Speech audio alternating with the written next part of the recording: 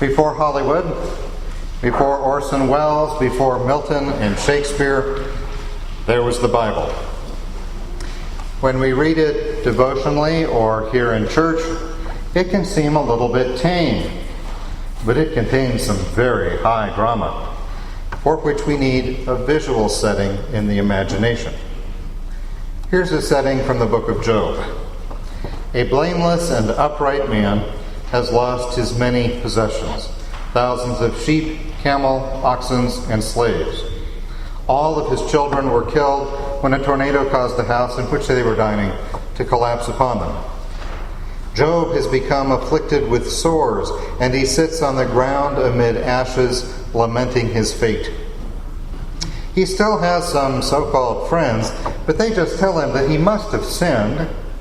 He must have done something very wicked for God to punish him like this. Well, now there's a picture. Job insists that he is righteous. He has not done anything to deserve this. He demands that God account for these tragedies that have been sent to him. Job's lamentation and pleading with God goes on for quite a while. And then, as he sits there, another tornado comes and a great voice speaks from it. There's some more drama. More than that, it is God who is speaking, and not in words of consolation either. The Lord said, "Who is this that darkens counsel by words without knowledge?" Or in another translation, "Who is this that obscures divine plans with ignorance?" And then a challenge. "Gird up your loins like a man." That sounds like an invitation to battle. "I will question you, and you shall declare to me." Contrast poor Job, sitting on the ground in all humility, with the Lord of creation speaking out of a tornado like a mighty prosecutor. The Lord asks, "Where were you when I laid the foundations of the earth? Who shut up the sea? Have you walked in the recesses of the deep?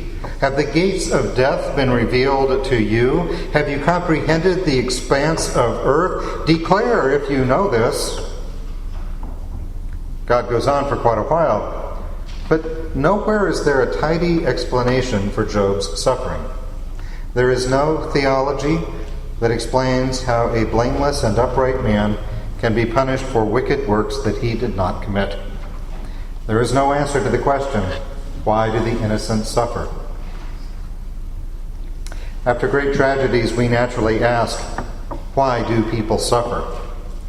When God's answers are not forthcoming, we invent some. The tsunami killed those people because they were Muslim. The hurricane destroyed the city because they were going to have a gay pride parade. So many people died in Haiti from that earthquake because 200 years before, some Haitians made a deal with the devil. And I have actually heard every one of these given voice with sincerity. Or the innocent child died because the parents were punished for their wickedness. It is what I call bad theology. It is perhaps the misapplication of the philosophy of causality to our religion. Job heard a lot of it from his friends. But the Lord did not seem to give Job good theology in response to his questions. Rather, the Lord's response to Job was the divine presence, a revelation of the divine person. Job seemed satisfied with the divine presence, reading beyond what we heard this morning.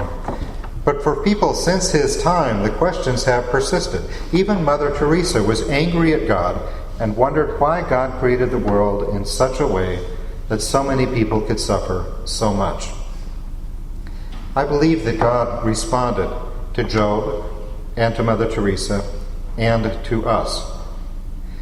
St. John, at the beginning of his story about Jesus, said, "The Word became flesh and lived among us." The Word becoming flesh and living among us is the divine presence again, not as a voice from the whirlwind, but as the cry of a baby, not as the aloof creator, but as a member of creation, not as one who just looks down on our suffering, but as one who suffers with us.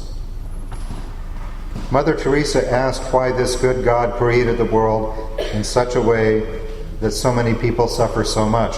And yet she herself became the presence of God to all of those suffering people whom she encountered. We are ambassadors for Christ, St. Paul said. It is not such great drama, but let's set this picture in our imaginations. Mother Teresa, the little old lady from Albania, scooping up a dying man from the streets of Calcutta, carrying him to a clean place, bathing him, giving him food, praying for him, staying with him until Christ scoops him up. I believe that this is God's response to the question of why good people suffer. Jesus Christ, the righteous, also suffered.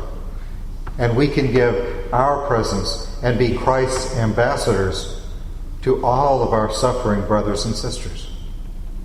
Amen. Amen.